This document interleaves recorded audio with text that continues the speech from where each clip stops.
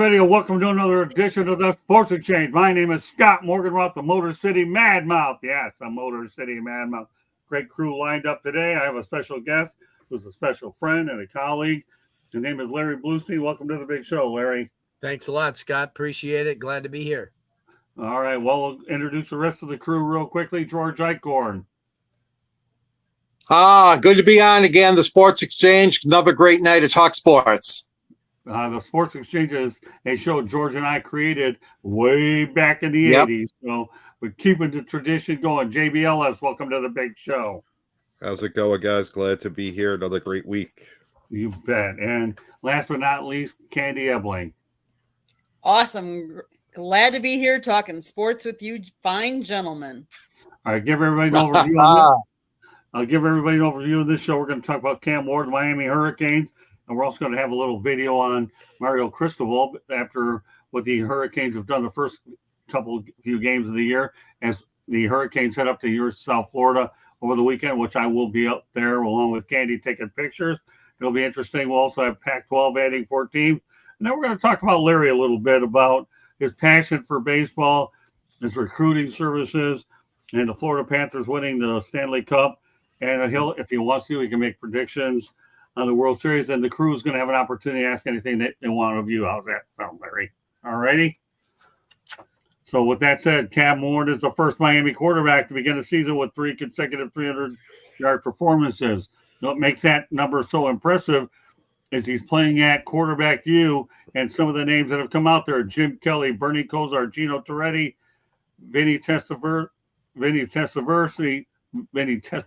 excuse me, and he hasn't even finished the game yet, considering that they're all blowouts.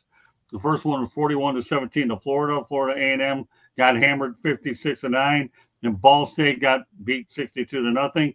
And Larry and I and Candy experienced a 2.5-hour lightning delay. How about that? Okay. So with that said, let's talk about that, and then we're going to talk a little bit more about the Canes. Okay, so Larry, what are your thoughts about Cam Ward from what you've seen so far? Yeah, well, not a lot night to like. He's just an outstanding quarterback. Extends plays, finds a lot of receivers. I think in the last game he hit 8 different targets, and he's a winner. Just had an opportunity to come here and then play in a situation where Miami's offensive line, probably they spent more on their offensive line than the Cowboys did, but it's been paying off for him so far. Not a lot not to say about him. He's just a really good quarterback. He's going to be a 1-year deal. He's elevating the kids under him, like the kid Emory Williams, who probably will be his heir apparent, although they could go into the portal again. And the one thing that makes him really special is that, he sees the field, and, if he has to, he could extend the plays with his legs.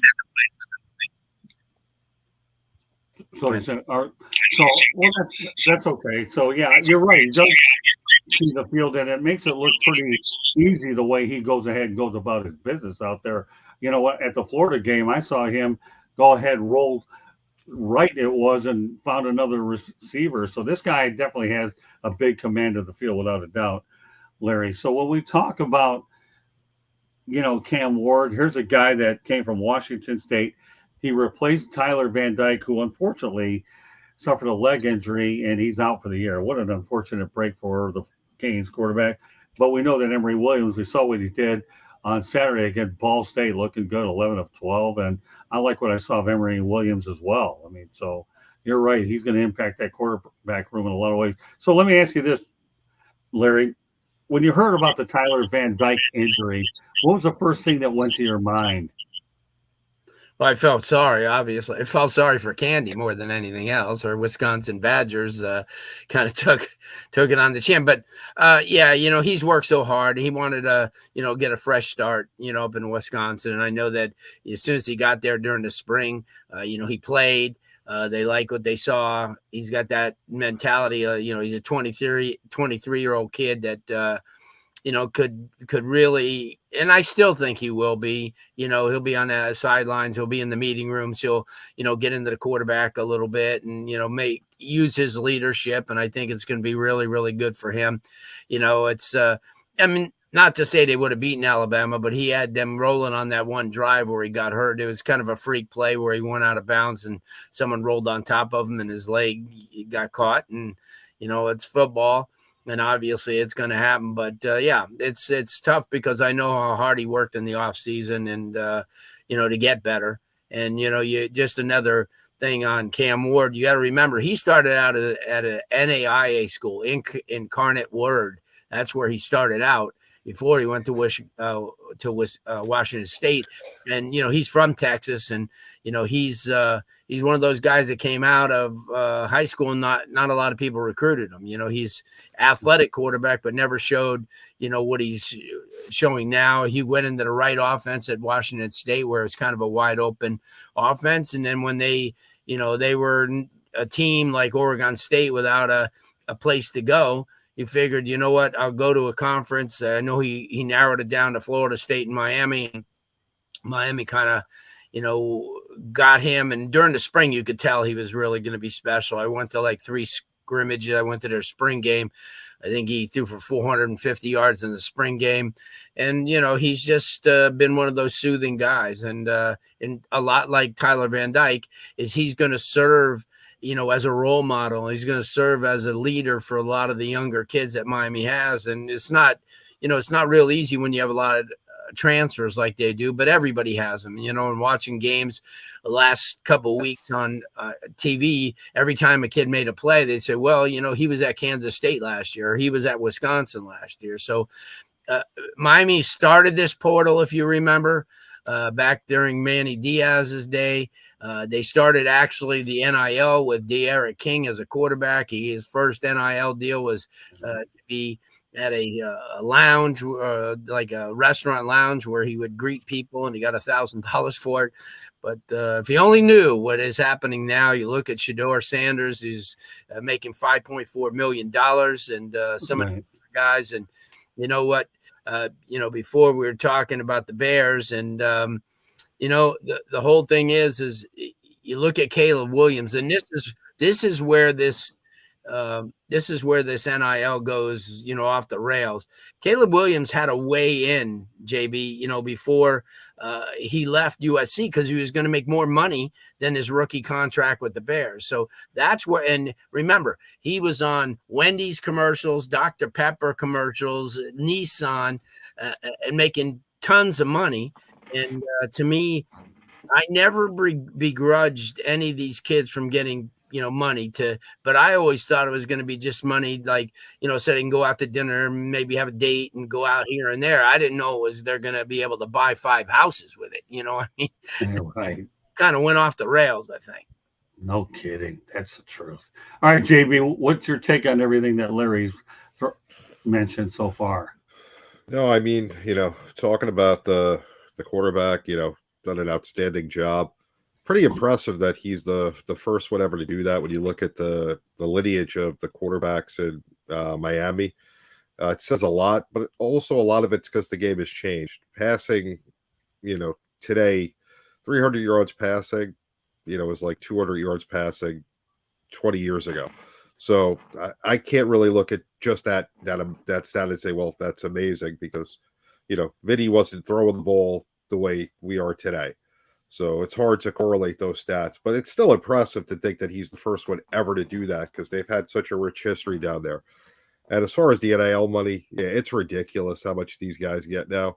Good for them, because for years the student athlete was taken advantage of, and the schools made tons of money. But, good for them now that they're getting some of it back. It's just a shame that it's not going to the guys who played before.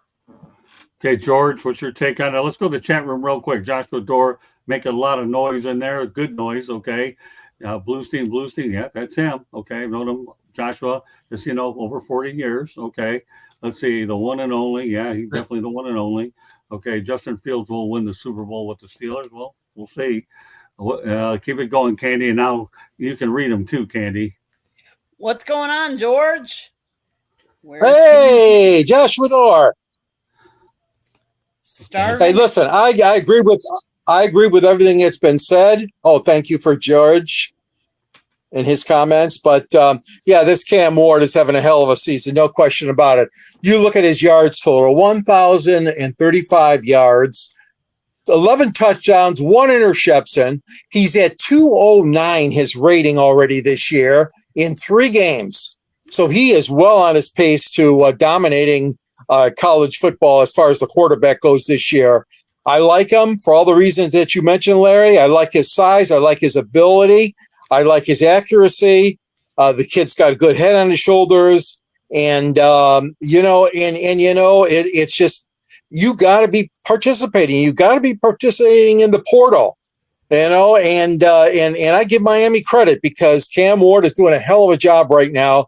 And like you said, you got Emory Williams in the wings too. So they've got a good situation going for them. And I do echo your comments too about, of course, like JB, you're right. I mean, they're making way too much money, in the port. I mean, on the NIL, and there's too much going around. But the NCAA just can't do anything about it right now. They can't come to grips with it right now. But getting back to football on the field, I'm very high on Miami. Cam Ward stays healthy. Look out, man. The Hurricanes are for real.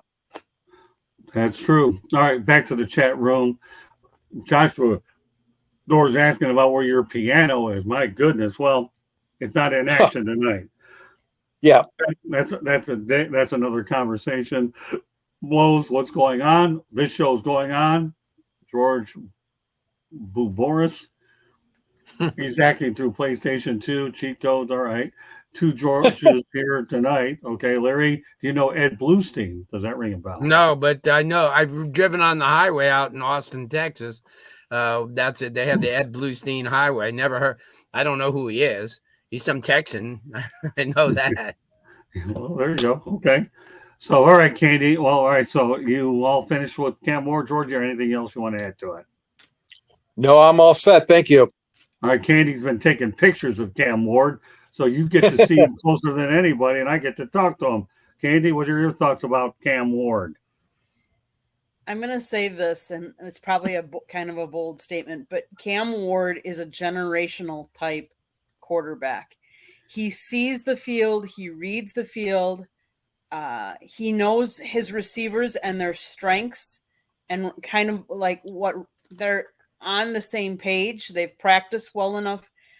And he's a very good, talented player. Whoever drafts him is going to be lucky, I think. And I think that they will be fighting for him because I don't know that, and I know you're going to go into some of this topic, but I don't know that there's a quarterback that I've seen around the colleges that is of the same caliber as he is.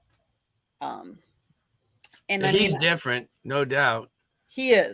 But his style's different than like Clint Ewers or guys like Carson Beck, who are both going to be, definitely, the guys to take. But he actually adds a different dimension, Candy, and that's the one thing.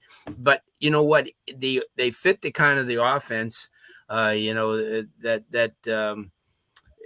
that helps him. And as you mentioned, they run the ball well. They have a big offensive line. And you got guys that catch the ball. Restrepo is another kid. He's 37 catches away from being the all-time leading receiver in Miami history. And then when you take a look at all the guys they've had from Andre Johnson and Michael Irvin, that's pretty impressive for a guy that when he got there, everybody thought he was a 1AA type of player. And I think he's kind of proven them wrong. But getting back to what you said, Candy, you're 100% right. He could be a generational player. And I think that, as George said, if Miami, kind of holds it together, because right now they've gone through their easier part. USF this week gets a little bit harder. Then they come back for Virginia Tech. And then the 2 games after that are the games that are going to test them. They're at California, which is really, kind of crazy, but and then they're at Louisville. And those are 2 programs that could easily jump on them a little bit. And, I said before the year, I thought they'd be 9-3. I thought they'd lose to Florida, but you never know. You never know in a game like that, because I've been to Florida Field, and that's like one of the top 5 places in the country to play Oh, no kidding. when they're winning. But I agree with you, and as far as that's concerned, and as Scott says, Scott gets an opportunity to ask a lot of these players some questions at the end of the game. I just sit there and listen, but because I yield to a lot of guys like Scott and some of the guys that have to write stories on that day, and but that 2.5 hour lightning delay the other day was a little bit crazy, because we had a high school game the night before where we had a 2-hour lightning delay. Wow. And we didn't get started till 9:20 and got out of there 1:15. And I've never been to a high school game that we got out of there so late with. Well, it's funny. I got to mention about Blows. He said, that's why I asked my new office is on that road in Austin, meaning Ed Bluestein. And Blows says, I am a rocket scientist, S.S. Scott. Yeah, you are. All right. That's for sure. Now, D-Lowe's, I guess he says there's a Cam Ward that's a hockey goaltender. All right. But we're talking college football. D-Lowe's says he plays football now. And, good to know, Joshua. All right. And we'll continue on. Yeah, I do get a chance to ask a lot of questions. And on Saturday, I had the opportunity to talk to Coach Cristobal. Candy's going to play it in a moment about the easier schedule. Obviously, Florida, you didn't know what you're going to expect. It could. I thought it could go either way with Florida, but then once Miami took control, the Gators weren't looking back.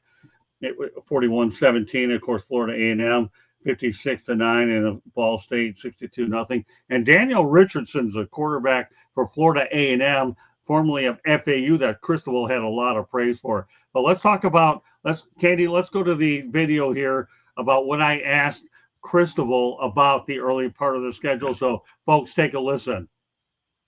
Mario, what did you take away from these last 2 games, lopsided defeats against them, obviously? Were you able to use a lot of players and get a lot of player evaluation as you step up in class against USF? Well, we did. We cleaned up a lot of our stuff too. I mean, the use of technology, right? The headsets, all that stuff, our systems, figuring out who can do what well, right? And then also putting some guys in situations to play and see if they could perform at a level where we can win with them. So I think a lot of progress in those areas. The one area that was disappointing was the penalties. We certainly on special teams were trying hard to become a better special teams unit, and we had some bright spots early on the kickoff, and then later we got tangled up on some of the return game stuff that is, it's not us. We got to do a better job. But all in all, just proud of the team handling the delay.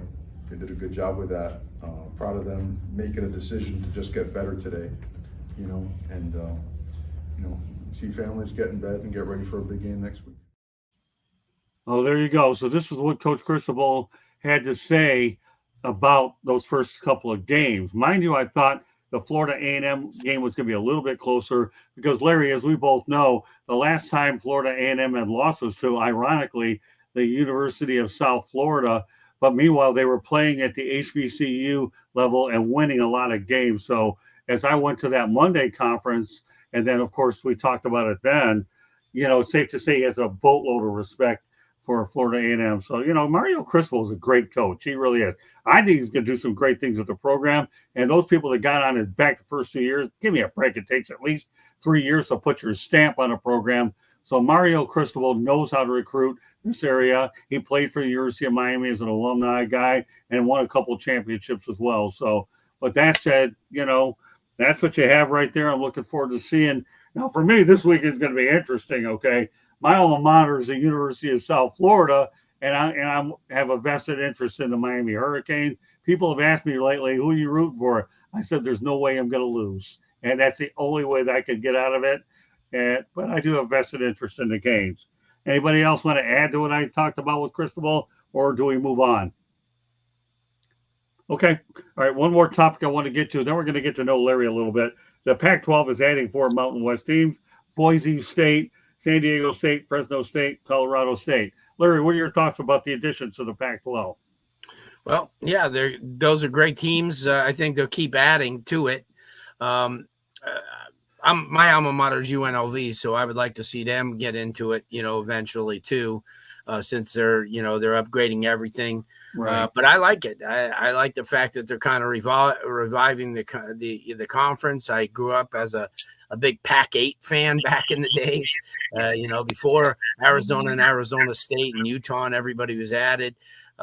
So yeah, I like the move. I think it's really good for football. It's and eventually maybe Cal and Stanford will go back there, because them being in the ACC makes zero sense to me. Well, you know what, Larry? Here's what I predicted. Okay, number one, not only should UNLV be in there, I think Nevada should be in there. That way, they could go ahead and corner the whole state of Nevada and keep it close to a regional situation that makes a lot of sense. I'm with you with UNLV by all means, but take Nevada too. You might as well, and that way you're pretty much locked in Nevada. What also makes it interesting is you got San Diego State, so in retrospect, you have Southern California. Fresno State, you're going Northern California, and Boise State's been a good program for a while. And Colorado State, you're pretty much getting into the Denver market, even though you don't have Colorado. So I think they're off to a good start with the 6th, but I think both Nevada schools should be added, and who knows, maybe New Mexico works their way into it. But forget about New Mexico for now. I think both Nevada schools should go in, and you have the requirement of 8 to achieve FBS status. All right, JB Ellis, what are your thoughts? I mean, you could call anything. We could be, called the Pac-12. Well, it's not the same. Great move bringing in these teams. They had to do something for the 2 teams that were left, Washington State. They had to create their own conference, and smart move keeping the name. For it's worth something, so you might as well take advantage of what it's worth. I do agree with you. You got to bring in UNLV, and Nevada's not a bad idea. I would think Hawaii possibly would be another good team to bring in. Maybe Air Force, but they're going to have to do something creative to make people want to watch and be taken into that conference, because in all honesty, now you got the Big Ten and the SEC. Everybody else is just there. Even the ACC is fallen by the wayside with football, unfortunately, because Florida State just came out of the box looking horrible, and they were undefeated last year.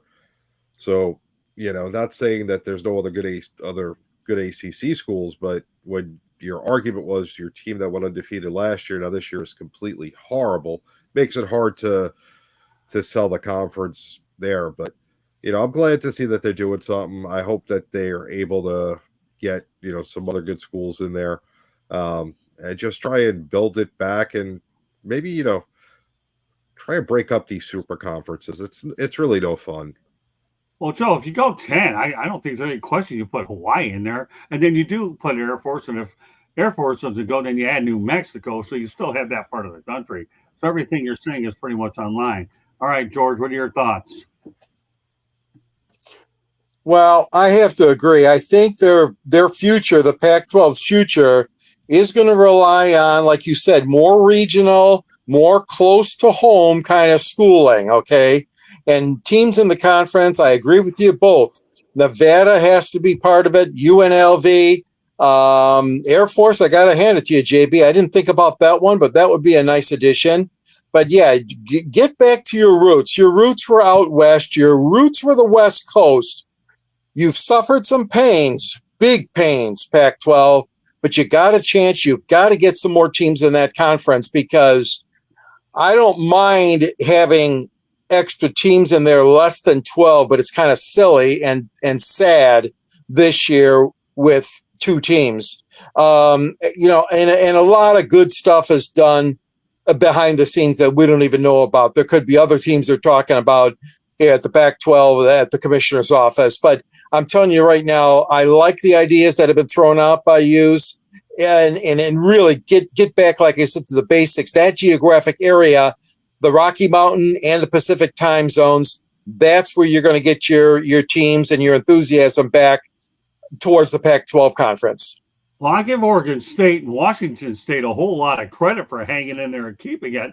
Now you're adding 4, and then you're going to add 2. And if you add 2 more, it won't hurt either. All right, I'll never hear the end of this from Blows, so I got to go ahead and ask you this, Larry. what are those things on the wall behind you? He's asking, are they beers? Come Beer on, cans. serious. They're beer cans. Look at this, Blows. You got some pretty darn good eyes, man. But they're empty, so don't think you're going over. Yeah, I have a beer can collection that I started in 1974, 5, and then yeah, I've got a lot of different things. This is really my sports room, but I have like posters and a lot of different things around the whole room. But yeah, that's all those are beer cans. It's everybody. Every time I go on to a podcast or so, everybody wants to know. Like over my shoulder there. If I duck away, you're going to see straight ahead. You're going to see the opening day Miami, Florida Marlins poster, and the opening day Florida Panthers poster. There, you can see them. So there you go, Blows. I got to give you credit. This one time where he's getting way better at this chat thing, but you know what? His eyes are way younger than mine. He can notice those beer cans. Go ahead, pat yourself on the back, Blows, for that one. Good stuff. We'll get to the Panthers in a moment. Don't get too crazy, okay? So with that said, Blows is good. I like the guy. Him and Joshua Dore to me are two interesting characters, and Dylan's pretty good too. All these guys they mean well, is what they really do. But when we talk about the technology of what these interviews are really all about, I mean, that's what we've come, and that's why we're able to incorporate different new wrinkles to try to make these shows better. And I appreciate the fact that Larry and I are always in the press conference, because you know what? I can't think of a better guy to have alongside of me, because he knows the way I operate anyways for all of these years, especially when I was a youngin'. But yeah, now George Purvis, powerful speech by you, Eichhorn. Yes, a couple Georges in the room. So yeah, Blows is applauding. All right, thank you. Oh, hell yeah. That's awesome. There you go. All right. So with that said, anybody haven't commented on this? Candy, I don't think you have yet, have you? No, I haven't. I think it's Candy's turn. No kidding. Seriously? So I would say college football, they redid the playoffs. They have to redo some of these conferences, because I think some of them are getting way too big. Like, let's look at the Big Ten. It's no longer the Big Ten. It's how many? 18? And then you have a conference at 6. And you have the other thing is with NIL, you have all kinds of money going around. If you caught Inside the Pigskin last night, I was talking about how Tennessee now is upping their tax on their season ticket holders by, I believe it's 10% for that money to go towards NIL money and to pay for some of this.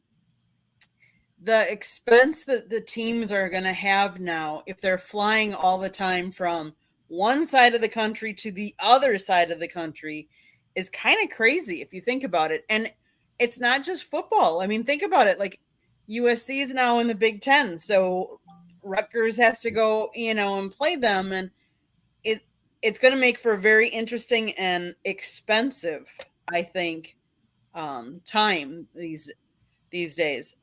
So am I happy that it's more than just 2 now? Yes. I can see all of the people all the different teams you guys have commented on, though, Hawaii and UNLV and all of them. So Scott, Okay. back to you.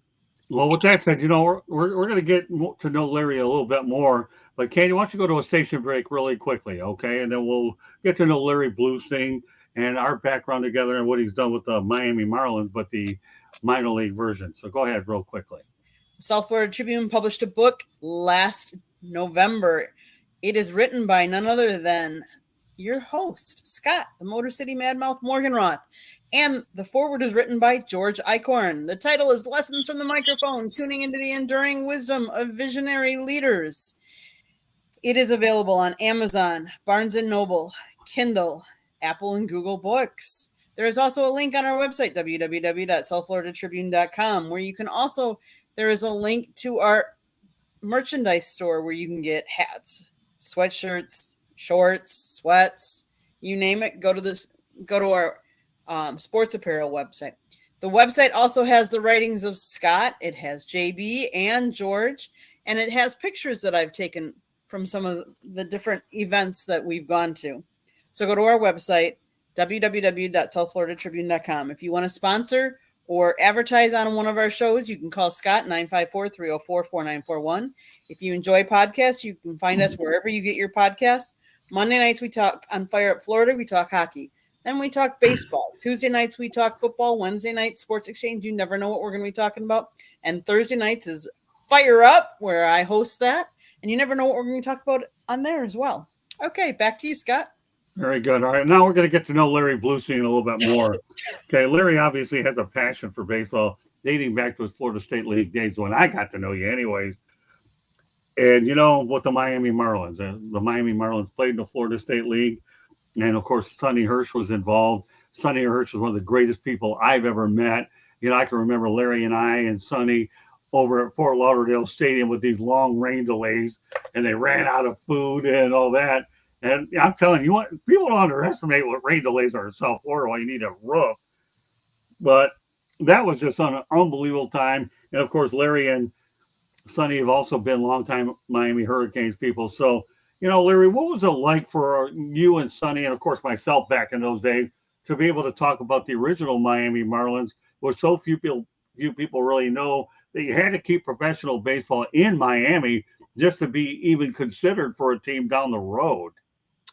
Well, I'll just start where I began with the Marlins. In 1962, my parents, right after the AAA days that they had with Satchel Paige and everybody in the 50s, they went in 1962. They became a Class D team with the Philadelphia Phillies, and on that 62-63 team were some pretty decent names: Ferguson Jenkins, Pat Williams, who was a catcher, former Orlando Magic GM who just recently passed, Alex Johnson, Jeff James, all these guys who were the early Phillies type of guys. And my mom and dad, they took us and my mom on Sundays when they had 2:00 games would invite some of the players back to the house. I mean, we were kind of young at the time, but I remember Ferguson Jenkins sitting in our living room eating chicken with, my mom made. And, we didn't have cell phones back in that day, so you couldn't really take pictures other than like the Polaroids or whatever they had.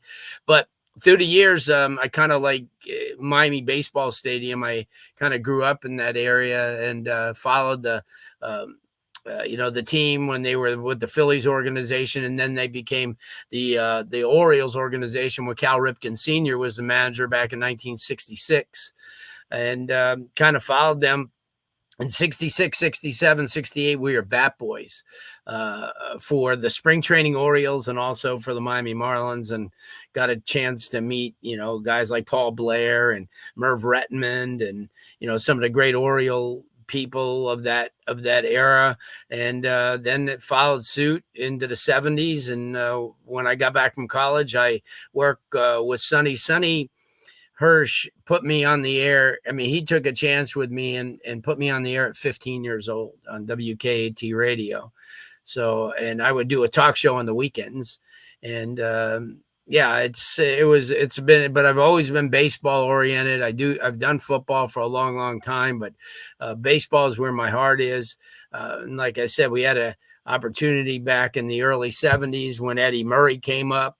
Eddie Murray was actually in Bluefield, which is a rookie league team. After he got drafted, he learned how to switch hit. George Farson, who was the manager at the time, and then he followed George up to the Miami Orioles back in 74. And they had John Flynn on that team, used to pitch, for the Orioles as well. So I'm telling you, I just grew up in that era where, I was there. And then when I started working for the Orioles, the Miami Orioles in 79 and 80 and 81, and that's where I met Scott back in that time. And I was a traveling secretary. I made reservations. I go on the road.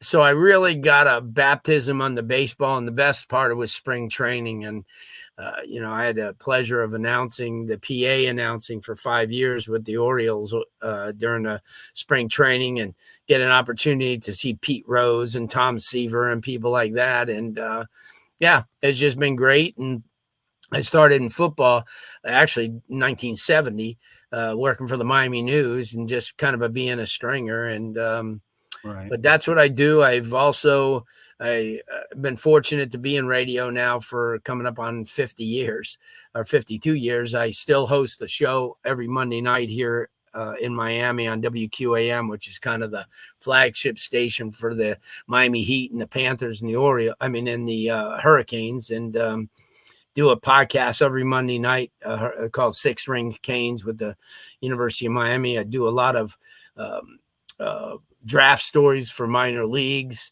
I've been to a lot of the area code games. I go to when Under Armour had their game in Chicago. We were just talking, JB. I was there for the Under Armour game that they had that year. And I just been keeping in touch with everything. And also I have a passion for high school and collegiate wrestling.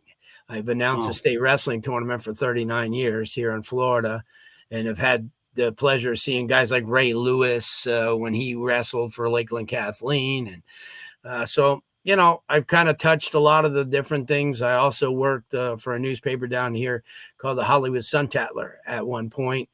They are now, obviously, they're defunct, but I had a chance to cover the Fort Lauderdale Strikers back in the day when they had Gerd Mueller and Gordon Banks. And, and I worked for the Kick magazine, and I got a chance to do stories on George Best and Johan Cruyff, who came over and played for the Los Angeles team from Ajax in Holland, and that was special because my mom was born in the same city as Bert Blyleven in Holland, and my mom came over here and she became the biggest Brooklyn Dodger fan in history, and for somebody who grew up in outside of Amsterdam, she really adapted to it. And my dad's been everything. My dad was everything to me as far as taking me everywhere and exposing me to these, games. I would have never been able to do any of this. And even back in high school, my buddy and I used to skip school and go to the spring training games.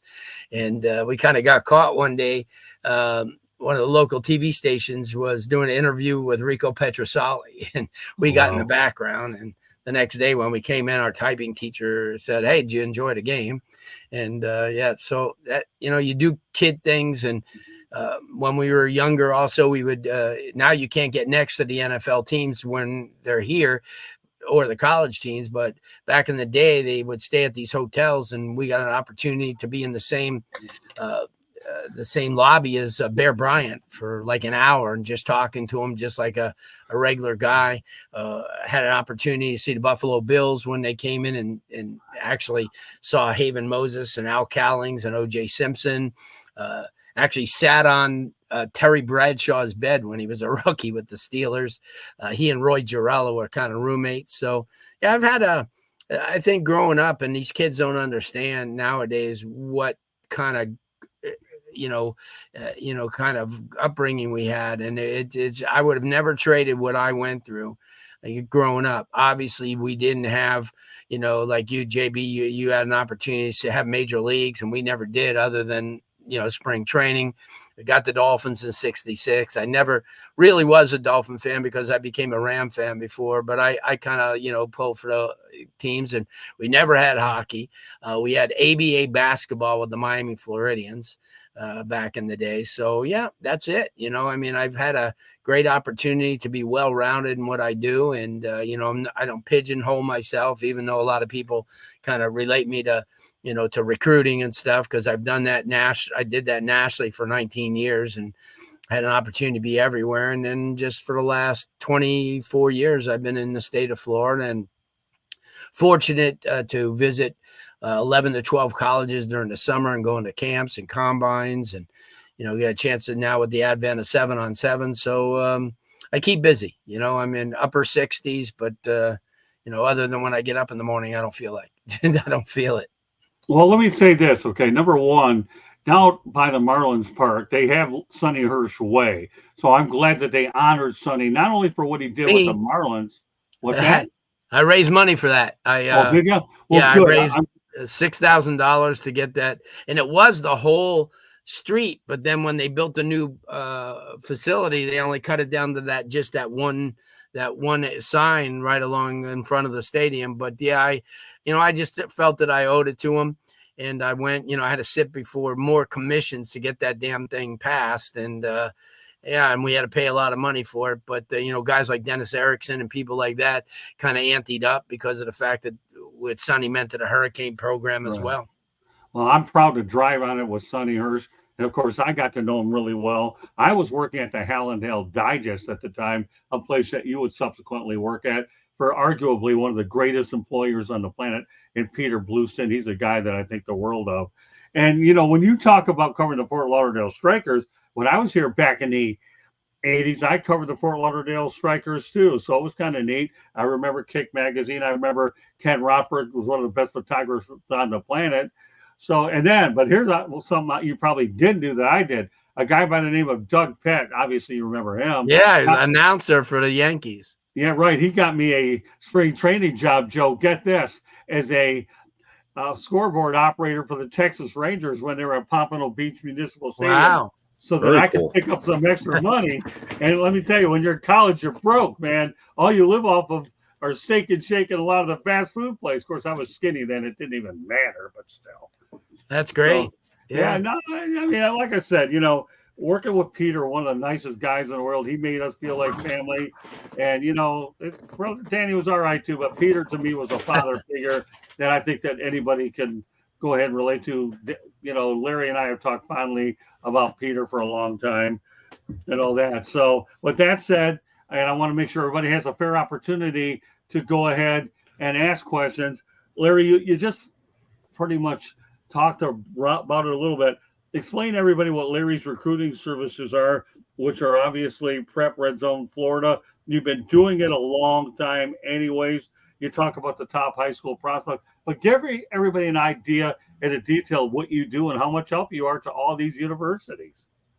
Well, what we do with our LarryBluestein.com, it's a Miami-Dade and Broward thing. It's, obviously that the 305 and 954 nationally have put out as much talent as anybody else. And, you could go to a game like we went to last week, Miami Northwestern, who Teddy Bridgewater is now the head coach, and, against Miami Norland. And you could have as many as 14 what they call now Power 4. It's not Power 5 anymore.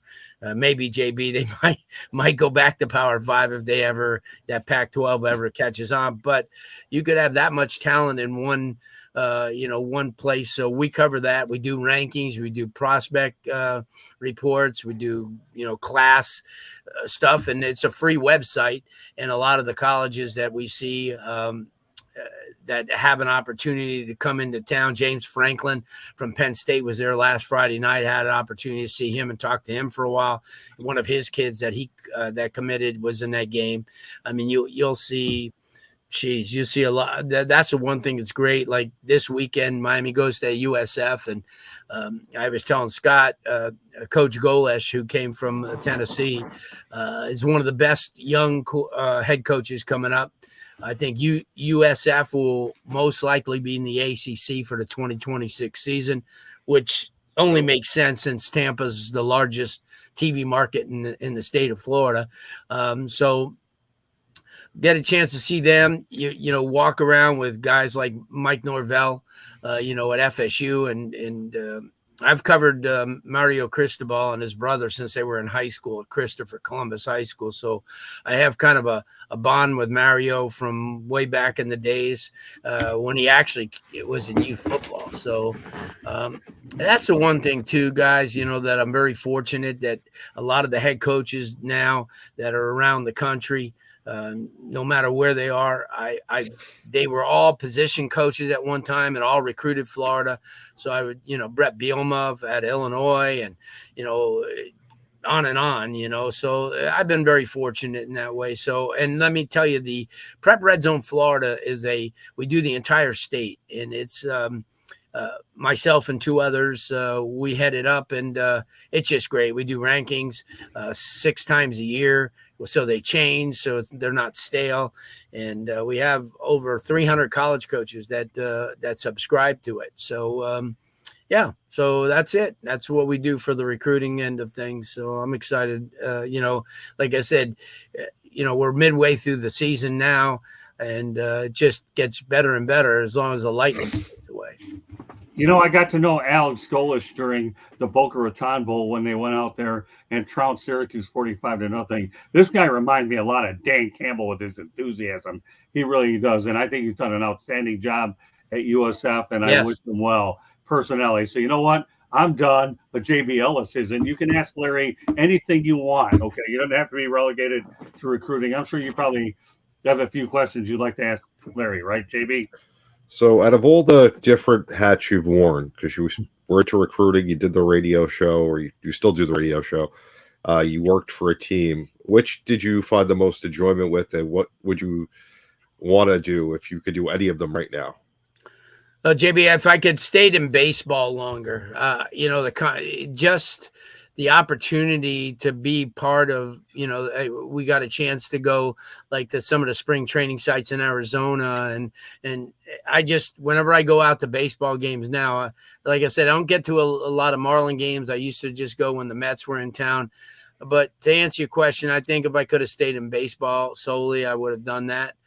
Just from a financial standpoint, it really didn't, it didn't make sense at the time. But baseball is my first love. So with the recruiting site, Prep Red Zone, how did you guys start that, and where did it how did it grow and develop to what it is now throughout the whole state? Well, Prep Red Zone is out of Minnesota. They started as a basketball only deal. They had sites in, I think, 18 to 20 states for basketball. It was a good exposure, for a lot of the basketball, not so much the large basketball schools, but a lot of those, in the Midwest, they have a ton of Division II, Division III, NAIA. And then they started into football. And since I had done, Florida for so many years, I was approached to do it. And at first I was a little hesitant because, the fact that I kind of wanting to, and this was like about 5 years ago, I kind of wanted to wind things down. But then I got involved and they said, you could add a couple of people if you want of your own. And I did. And I knew a lot of what I did is I got 2 people who had their kids got recruited and they knew the recruitment. And so I hired them and we've been going strong. We started out, now they're in 40 states. And when you buy one package for each state, you get the entire deal. And like I said, every single day we have something, whether it's like I came out today with, 55 of the top 27 kids. Those are current sophomores. And, so people and college coaches love that because of the fact that they get a chance to see those guys. We come out with a thing called Prospect Video, and we run almost 100 with their video, with their GPAs. So we give, if you're paying $9.95 a month, you get that and then some. So we, 3 people doing a lot of work, put out close to 17 to 20 things every week. I even do stuff on weekends. We have rankings every Tuesday. We have a complete scoreboard of the entire state every Saturday morning, which a lot of people don't get. And so to answer your question, baseball is my love. Football is something, that has become a real decent passion for almost 6 decades. Anything else you want to add? Yeah. Go So ahead, Joe. you've met a lot of famous athletes and coaches and worked with them and been around them. Taking away the work part of it, who was your favorite person that you met and why? Yeah, well, there's 2. Earl Weaver. And a lot of people kind of didn't get along with him and took him wrong. But you know what? He took the time a lot of times to just, we go out in the bullpen and sit out there and he'd just talk to me and, just a real, that's why I used to, and I love when he got in those fights with the umpires because that's how he was. But him and a guy that probably a lot of people listening don't remember, but his name is Toby Hara. And Toby played obviously with the Indians, with the Texas Rangers. And Toby he came on, I did a show at WIOD down here. the station would cover the NL East, and back then it was Baltimore, Detroit, the Orioles, and the Red Sox. And they would have a game on from like 7:30 till 10, and I would do a show from 10 to midnight, and I had him on the show. And the next day when I said, thank you he never forgot my name. And I thought that was pretty neat. You know, I mean, here I was like 20 years old, and somebody like that is. So those two guys, I was deeply disappointed in a guy that I loved because I was a Met fan, and Tom Seaver. He turned out not to be the greatest guy in the world from that standpoint. One of the best pitchers ever. Still remember when he got, drafted out of USC and he played in Jacksonville. And so to be honest with you, Earl Weaver was great, at least to me, and also Toby Harrah. Very cool. Anything else, Joe? No, that's it. All right, George. Well, Larry, much has always been said about high school football players and to some extent basketball players, and that they prefer to be in these warm states, Florida, Texas, Georgia, California. Right. But yet we have a lot of great athletes in the Midwest too. Don't count us short. In Michigan, Ohio, Illinois. Is there disparity there, Larry? Do you still see it as far as the the high school kids and coming out? And I know the recruiting obviously is nationwide now for these football coaches. But what are your thoughts about that the Midwest was kind of like just a little bit inferior to the warm weather states? Yeah, that's, that couldn't be any further than the truth. And like I said, I've covered national for a lot of years, and I've had an opportunity to see, Canton McKinley and Massillon and, programs in Ohio. Also, excuse me, got a chance to go to Minnesota and watch Steve Walsh at Creighton Durham, the same school that Chris Wenke came out of and Joe Mauer came out of. There's a ton of kids. You look at the Michigan and Ohio State rivalry and look at all those guys that come from the Midwest, tons of kids. Notre Dame has always done well in keeping a lot of those athletes home. Yeah. Anywhere you go, in the country. And the only reason why I always kind of say about Florida is that we have more. It doesn't mean ours are all better, but we have, if you look at any of these states, Michigan, Indiana, they have 100 kids, but we go 300-400 deep. And that's the only difference. But that's not to take anything away from, any of the Midwest schools, or even, I had an opportunity, probably one of the most exciting games I've ever been to as far as crowd and talent was in Tulsa, where I saw Tulsa Union play against Jenks, two really big programs out of that area.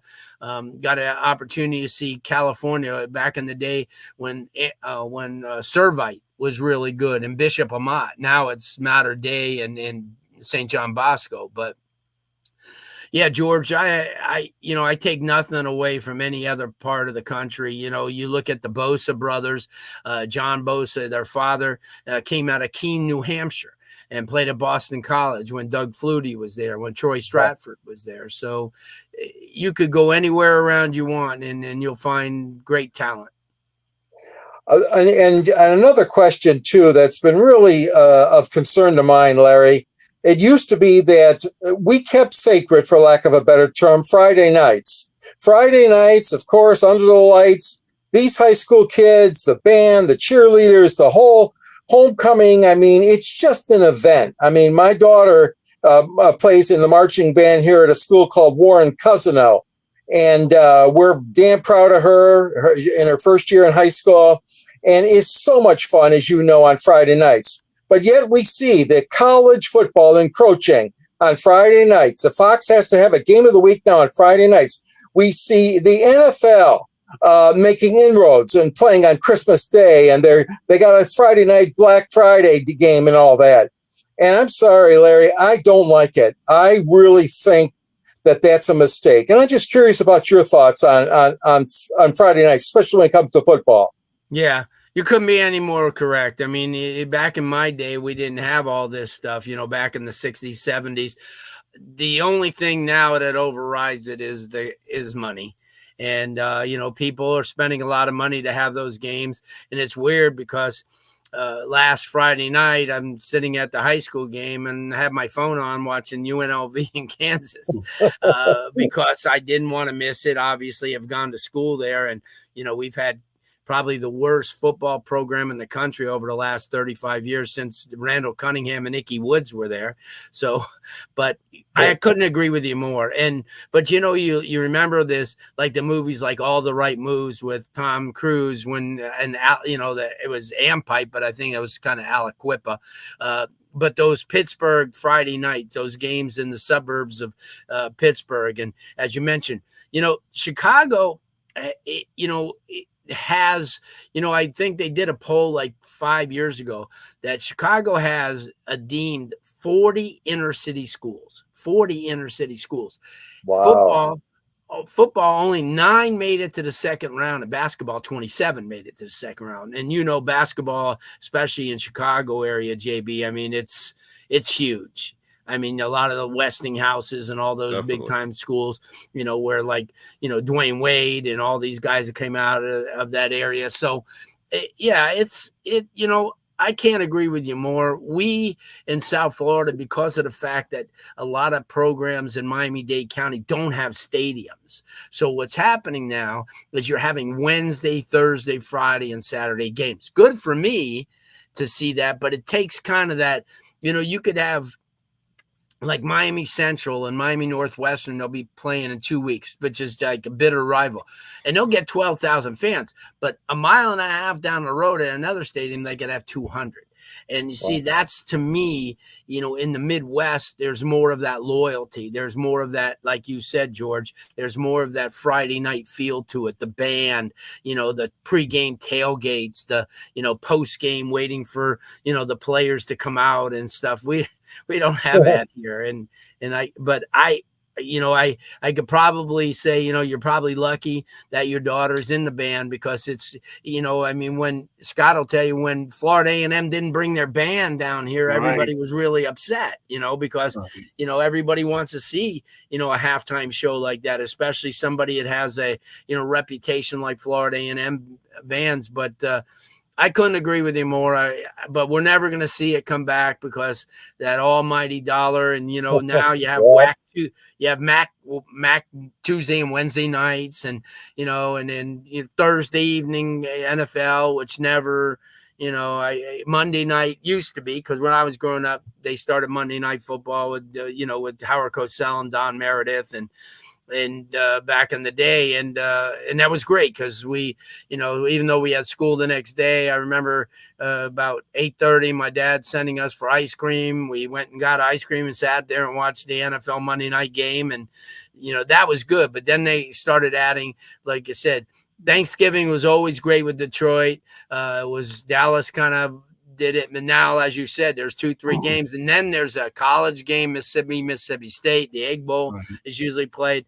Yeah, it's kind of gotten away from that. The only Friday games there used to be, I used to remember Nebraska and Oklahoma used to play on Friday, the day after.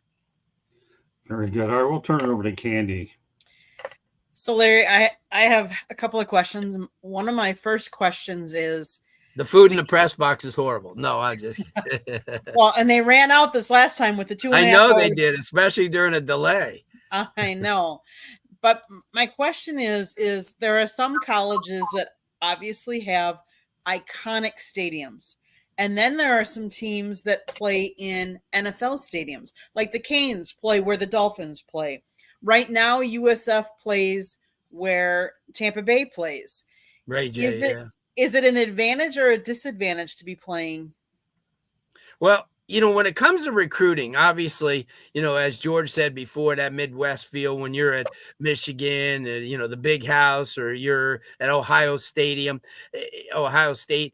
you could walk through the campus and there's that feel, they like in Penn State, they have that walk that, that they do. And a lot of those other programs have the same thing, and Ole Miss and, Gainesville, as you guys were up there, you're like minutes from campus and you could walk over and you could tailgate. But on the other hand, if you play at an NFL stadium and you take a kid and say, oh, by the way, Tua played here. The Dolphins played here, and all that. So, and we have major bowl games here, the Orange Bowl. That's kind of a selling point as well. And as well as I do that if you go to a Dolphin game at Hard Rock Stadium, you see all the Ring of Honor and all that stuff, but they transform it when Miami plays there, where they have their own Ring of Honor. So Right. yeah, and because of property values, you'll never get Miami, especially in Coral Gables. They'll never be able to afford a stadium. I mean, it's just too costly, and the average person doesn't understand. But Miami's small. They only have 12,000 undergraduates, and it's a small, people. And same thing with USC. Same thing. They're two of the same type of schools in big cities that play in NFL stadiums. Although USC plays in the Coliseum where nobody plays anymore, but them. But yeah, there's advantages, Candy, and there's disadvantages. I think the college atmosphere is great, but Miami, let's be honest, Miami wouldn't draw no matter what. They're just not. They've never drawn, and I think that the one thing that UNLV's done, playing in Allegiant Stadium, the brand new Allegiant Stadium, is what they've done is they sell no upper deck or middle deck seats. They're all lower bowl.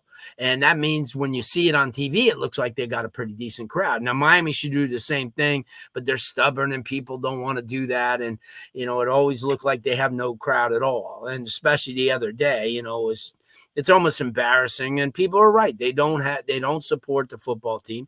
You have a core of people that do it. So Miami, it really wouldn't matter if Miami had an on-campus stadium or not. They were kind of proposing Tropical Park, which is like 4 miles from there, but that's never going to go anywhere. So they'll stay there. They signed a 30-something year lease. And, but yeah, there's, you look at there's some programs that have to play, off campus because of the fact that, because the real estate values are so expensive, like in LA and Miami, that it just doesn't pay to put an on campus stadium. And a lot of these, programs, like you look at, like Georgia Tech, they kind of they were in the middle of town before Atlanta started getting big. Same thing with when UCLA too plays at the Rose Bowl. It's not on campus. You'll see that in quite a few areas. Houston was playing at the Astrodome for a long time. Then they built like a 35,000 on-seat campus that USF's going to do the same thing. I'm of the belief that, if it really doesn't matter for Miami if they're playing at Hard Rock, because they're going to get that type of crowd no matter if they're there or at home. But for the tradition and these kids to walk, just party out and not have to drive. And that's why what Miami's done is they have these buses that take them from campus. So, if they're drinking or whatever, they don't have to drive, and they're like party buses. And, a lot of kids take advantage of it. So, yeah, to answer your question, in a lot of areas that already have it, for them to move off campus would be kind of a culture shock. But for those like Miami and USC and programs like that who've never had on-campus facilities, they're pretty much accustomed to what's going on. Well, remember one thing though, Larry and I have seen the Hurricanes play not only at Hard Rock Stadium, but we saw them play at the Orange Bowl too. So, which is, I think, a little bit closer to campus, but it was inevitable that they had to move up to Hard Rock because you had the amenities and all that stuff. So yeah. Well, so Miami's seen them play at both stadiums. Miami doesn't want to play on that Orange Bowl site now. They lost their last game there 49-0 to Virginia, and then when they went and played at Marlins Park, they lost to FIU. So I think they're staying far enough away from that. That's an excellent point. Go ahead, Candy. So your first love is baseball, and you talk about recruiting and watching recruiters and recruiting. You have seen, or we have seen, a lot more younger pitchers with Tommy John and those kind of injuries. What do you think is the reason? I mean, I know what I think it is, but I'd be curious to hear what your take is on all these Tommy John with the young. Well, here's the thing too, Candy. Back in the day, you went to Rookie League, then you went to Low A, you went to high A, you went to double A, and then triple A. But now, as you look at guys with experience like Paul Skeens, I mean, here's somebody that starts out because he was at a high level at LSU, which is Southeastern Conference and a good program. He basically started out in high A, went to right to double A. He was in Bradenton. I went to watch him pitch in Bradenton for the Pirates. Then he went to double A. And it's funny because I was doing a interview for him, for the Sporting News, the audio version of the Sporting News, and I called him up on a Friday, and I asked him, hey, would Sunday be good? And then he calls me back Saturday and told me he got called up to Harrisburg, double A. And the next day I asked him if I could, call him. And he goes, well, I got shelled in my first game. Let's wait a while. So they're moving you up faster. And I think that kind of creates, especially for the younger kids. I mean, you look at some of these guys that are 20 years old and playing in the big leagues, and because they have live arms, they throw 97, 98. Back in the day, if you went to 88, 89, 90, you were like a monster. But now you got guys like Aroldis Chapman who throws in the middle 100, 104s, 105s. You got big arms like that. And but also, Candy, here's the thing too. The complete games of these days are just far and few between. Back in the day with the Bob Gibsons and the Nolan Ryans, and I mean, they were like workhorses, and they would have like 12, 14 complete games a year. Now you're lucky if you have 12 or 14 complete games in a league, so that's changed a little bit. They're trying to curb it. But what's going to happen is going to happen. If you're, I don't know. I just think it's in the makeup, because you have guys that could throw really, really hard, like the Randy Johnsons and people like that, who never really had drastic arm problems. But then you have other guys who's had that Tommy John surgery and have, been out for, a year and a half or so. And, but I don't think there's a definitive answer to why that's happening. Because they're trying to lessen it now with the innings that they pitch. A lot of these guys are on pitch counts. And certainly you look at, like Strasburg, when they limited him that year to pitching, I think, they cut him off and they say, oh, no more. And they're coming up on a playoffs, and you figure, how can you sit a guy, because they may never get there again, Washington, which is kind of prophetic because they haven't. But, you take a look at a lot of these, these young kids, and, I've been down to Jupiter, and I've watched, the Marlins. I've gone to a lot of these Gulf Coast League games. Like I said, when I go to, football camps in Tampa or Orlando and areas like that during the day, at night, I go over and watch minor league baseball and, see a lot of these kids, like Jose Fernandez type of players, and, the kids that you look and see who when they sign. And they usually ship them off to a rookie league first, just to get them acclimated, and and then they have a starter too, and then because remember, the money that they're putting into these guys today, is just nuts. And it's signing bonuses of $9, $10, $12 million when it used to be 2 and 3 back in the day. And but a lot of things have changed. Money, as I said, George, money is taken over in all the sports, and especially because of the fact that, you're paying these guys crazy, crazy contracts these days. So the money has to come from somewhere. And if people aren't, paying for TV revenues, and that's where a lot of the money comes from. I mean, you look, especially during like the COVID times, it was really tough to sell a lot of this advertising. So, in all sports, it's getting out of hand. For sure. Anybody else have any more questions? No, it's great getting that perspective, Scott. Larry, you're loaded with knowledge, and it really shows. Great insight you're providing us tonight.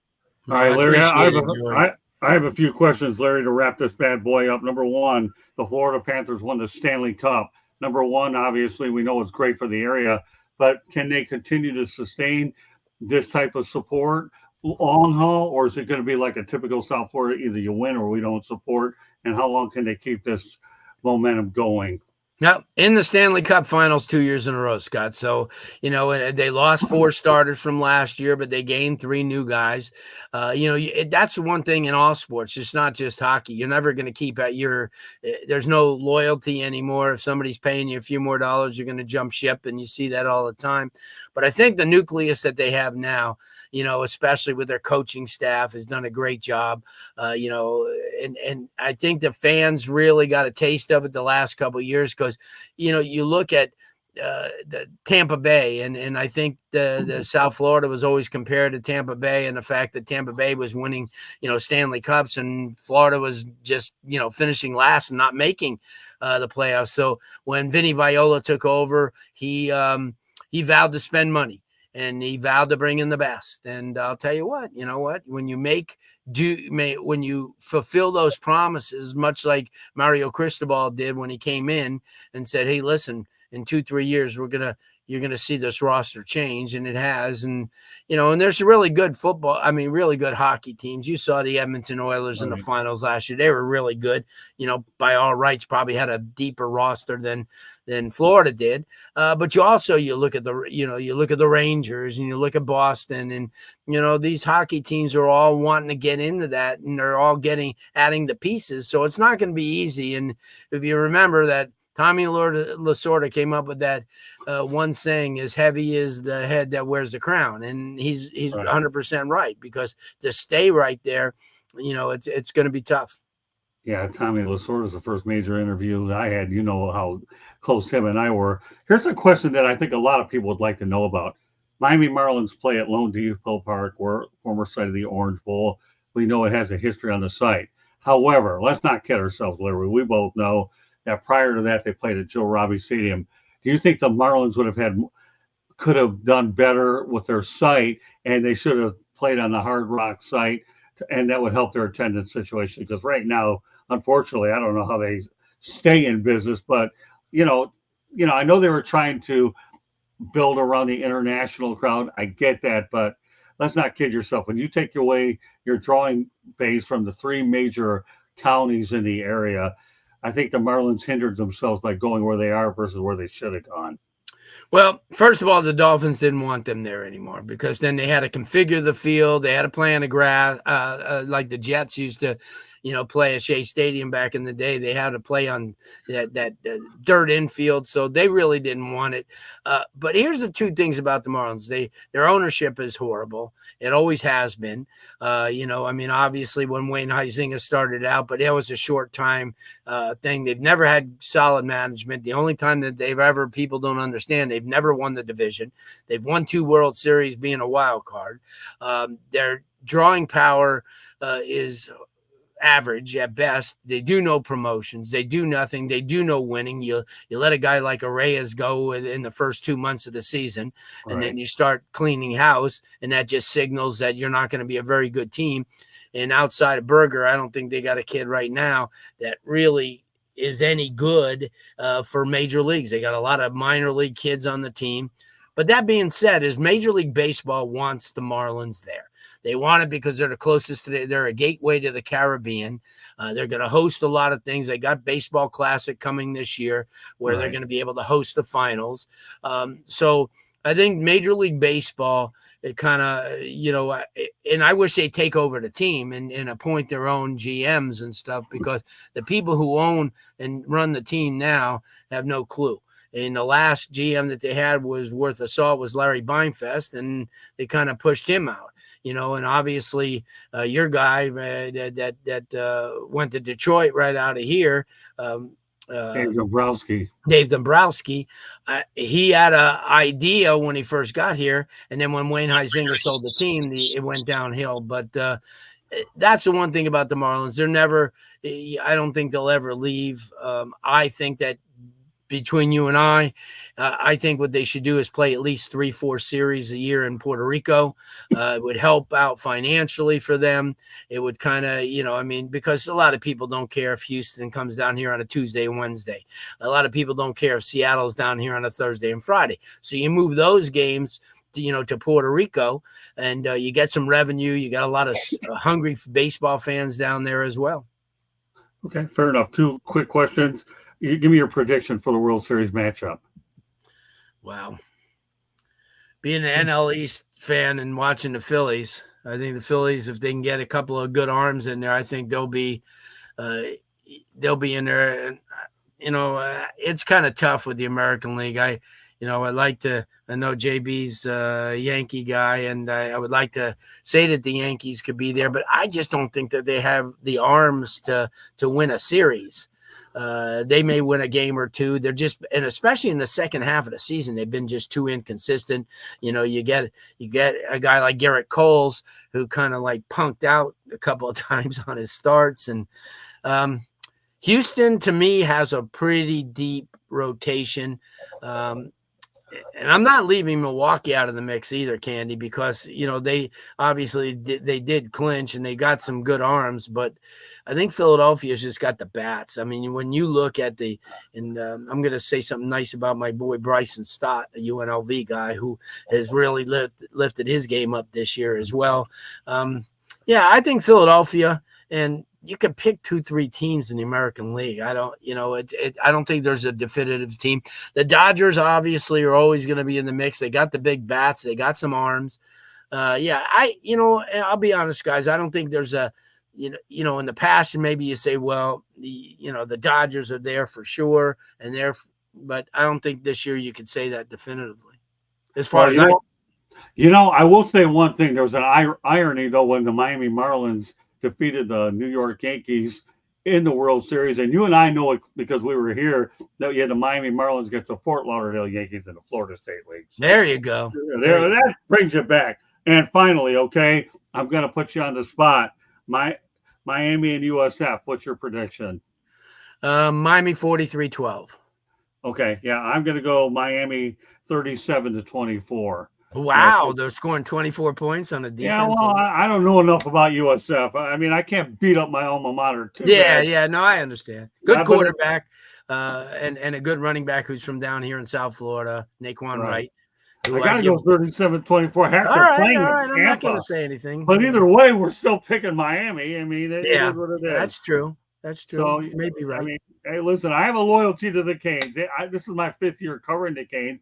I covered them twice when I was with the Digest, and now this is my 3rd year here. And the Canes are what I consider my adopted team. I do stuff with Florida Atlantic, but still, the Canes are they were the first major college football team I covered via the Digest. No doubt. George, who do you cover? Who do you like, George? Who do you follow college-wise?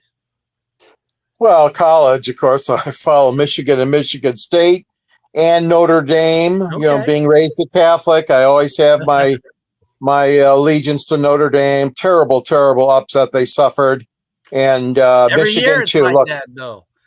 I They know. pick them for the I Final know. Four, and they lose to Marshall, and then they lose to Northern Yep. Illinois. And Exactly. So, and we're not even Division 2 or 3. I even forget in football. Wayne State University, which is in Detroit. No. But, as far as the Super Bowl goes and all that, of course, people here are just going crazy for the Lions. Sure. And rightfully so. Rightfully so. That wasn't a good game, though. They lost to Tampa the other day. All right, leave it alone, George. That's right. I don't want to go past JB Ellis's bedtime, but he's hanging in there he's like a trooper like he always is in all these shows. That's right. JB Ellis, he's my brother from another mother. He's actually in that book, too. He made his way in there. So did Icorn. You got in there. I got to just get you one signed when I get back down to the Rock. So, but meanwhile, what a great show we have. Yeah, I'd like to go a different, but 37-24 in Tampa. That's the only reason why I give it 13 points. So, Larry, we're so glad that you joined us here on the Sports. I appreciate you guys. Well, before you go, okay, we have one little ritual. Everybody want to let everybody know how they can get a hold of you, Larry. Okay, my handle on Twitter or X is at Prep Red Zone Florida. It's on my screen there. I put it there. Larry Bluestein on Facebook or Bluestein Recruiting. Our Boy Blue on Instagram.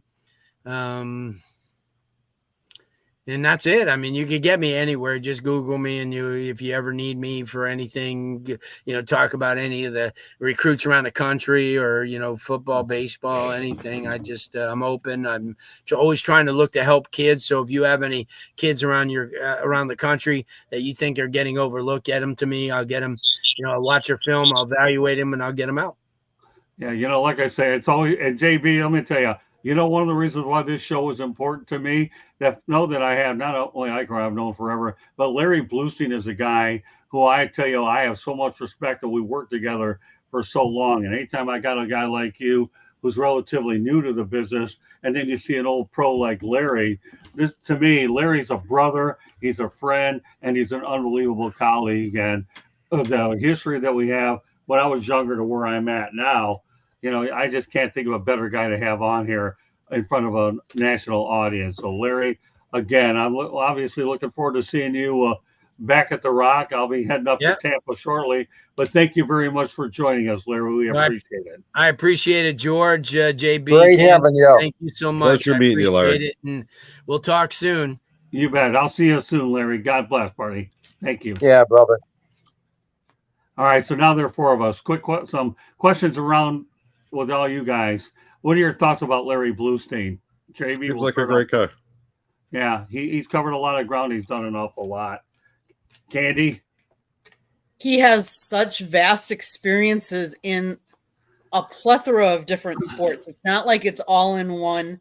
I guess I really didn't realize. I've known him, but I've only known him on the football side. I really haven't known him on the baseball, hockey, and all those, the different, that he covered the strikers, the soccer league. Like I know he has been down here in South Florida for a long time. I just didn't realize all the different sports, I guess, that he has covered. And I honestly didn't know that baseball was his first love. So I learned some things tonight too. It was cool. What about you, George? Oh, yeah. Excellent. Very knowledgeable. Like you said, Candy covers so many different sports. And of course, I love guys that start out when these kids are coming out and playing for high school teams. And that whole part of him is just amazing too. We don't get enough high school coverage like we should for these boys and girls. Okay, well said. Like I say, he's a lifelong friend, brother, and everything. And Larry's a guy that means so much to me. There are a lot of people that mean so much to me, and they're listed in my book. So, with that said, Candy, take it home. The South Florida Tribune Publishing Company published a book last December called Lessons from the Microphone, Tuning into the Enduring Wisdom of Visionary Leaders. It is written by your host, Scott, the Motor City Madmouth Morganroth, and the foreword was written by George Eichhorn.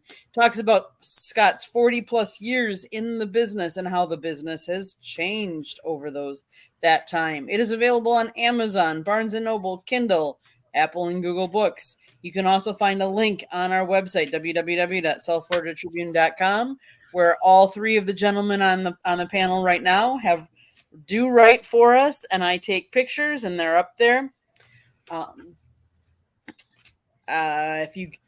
Any place you get your podcast, you can listen to us. Monday nights is Fire Up Florida for hockey.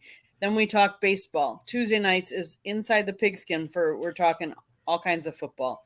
Wednesday nights, Sports Exchange. You're listening to it right now. And Thursday nights is Fire Up, which you never know what kind of topic we're going to be talking about. If you want to advertise or sponsor a show, call Scott, 954-304-4941. If you missed any of it, either hit the rewind button or you can replay. And then what we also ask is that we have people that are on our panel here tonight. Please go out and support them as well. And we appreciate everybody that's contributed in the chat room. JB, how can people find you? JB_ the program on X, SidelineSportsNet.com. Great website designed by Candy. Sideline Sports every Tuesday night, 8:30 p.m. Eastern. Awesome. George, how can everybody get a hold of you? Well, you can follow me on the Motor City Tribune, which is under the South Florida Tribune website. At the end of that column that I write, there's a link to my book, which is Detroit Sports Broadcasters on the Air. And it's a great compilation of sportscasting in Detroit and Michigan, including Scott and many others. And you can reach me on Twitter or X at SandGSports99. and also reach me on LinkedIn under my name and on Yahoo at gicorn@yahoo.com. And I'm just gonna quick update. The Brewers were playing the Phillies tonight. The Brewers actually won. They had won the division, which is back to back. The last time they won back to back division champs was back in 1981 and 82. For those of you who know what happened in 82, there is a movie that just came out about the 1982 Brewers. So hopefully they can do good in the postseason, but they're playing tough teams. I mean, and to beat Philly was, as most people, and you heard Larry say that he thinks Philly is one of the best. And Philly Brewers are the first team to clinch, so the Phillies haven't even clinched. So everybody's playing meaningful baseball right now, which is cool. Well, that's I might as well update the Detroit Tigers score. I have the Tigers beating the Kansas City Royals 4-2. And I'll tell you what, I have predicted the Phillies to win it all. I really did. Now, I don't know if the Yankees will keep up their end of the bargain, make it. But, hey, let's face the reality. The Yankees are playing much, much better this year. And I just hope that people get off of Aaron Boone's back. So, any closing thoughts, JB Ellis? Oh, No, I'm good. okay. So, meanwhile, that concludes this edition of the Sports Exchange. On behalf of JB Ellis, Candy Ebling, George Eichhorn, my name is Scott Morgan, Roth Motor City Mattermouth. Thank you for joining this edition of the Sports Exchange, and a special shout out to Larry Bluestein for being on the show with us. So we'll catch you next Wednesday night. Have a good night, everybody. Good night.